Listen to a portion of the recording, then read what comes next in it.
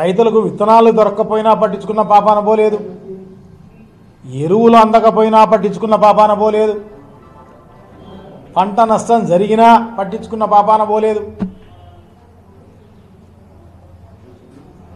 Insurance అతిగతి లేదు. ఈ రకంగా ఏమి జరిగినా పట్టించుకున్న పరిస్థితి లేదు. త్రూఅవుట్ ఆంధ్ర రాష్ట్రం అన్ని పంటలు ఆ విధంగా వేసిన పంట వేసినట్టుగానే నష్టం వచ్చిన పరిస్థితి మనం చూస్తున్నాం. లక్షలాది మంది రైతులు ఇబ్బంది పడుతున్న పరిస్థితి మనం చూస్తున్నాం. వందలాది మంది రైతులు చనిపోతున్న పరిస్థితి మనం చూస్తున్నాం. ఈ ప్రభుత్వానికి చీమ కుట్టినట్టు కూడా లేదు. ముఖ్యమంత్రి గారు రివ్యూ చేయడమో లేకుంటే వ్యవసాయ శాఖ మంత్రి రివ్యూ చేయడమో అన్న కూడా చేయలేదు. పూర్వం జగన్మోహన్ రెడ్డి గారి పరిపాలనలో సీఎం యాప్ ఉండేది, సీఎం యాప్. ఆ యాప్లో అప్లోడ్ అయినవన్నీ కూడా సమస్యలన్నిటినీ కూడా అక్కడ పరిష్కారం దొరికేది. లక్షలాది ఎకరాలు పత్తి, మూడు పీతల పంట వచ్చే పంటను మోందా తుఫాన్ వల్ల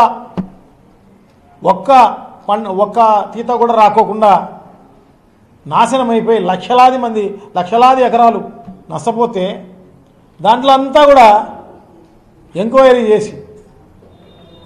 చేసి తేల్చింది ఏంటంటే 3,800 ఎకరాలు మాత్రమే నష్టం అని చెప్పేసి చెప్పిన పరిస్థితి.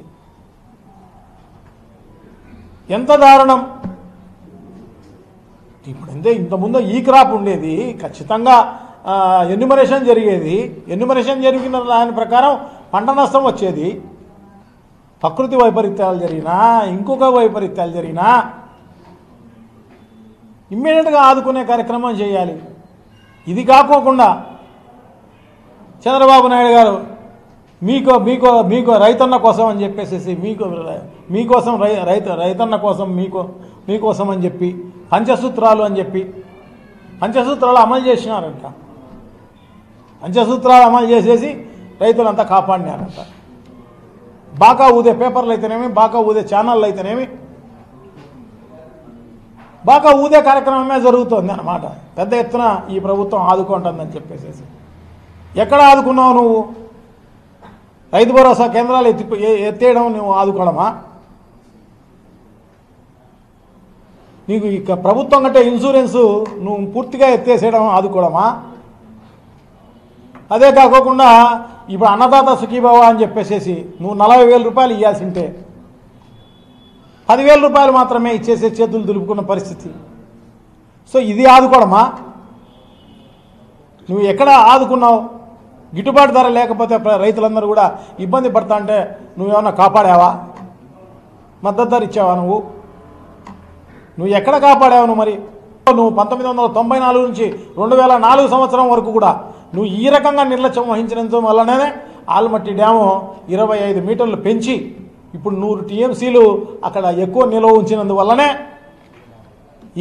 ఇప్పుడు కృష్ణా జలాల పరివాహక ప్రాంతం అంతా అంటే రాయలసీమ అంతా కూడా ఇప్పుడు ఎడారి కాబోతోంది.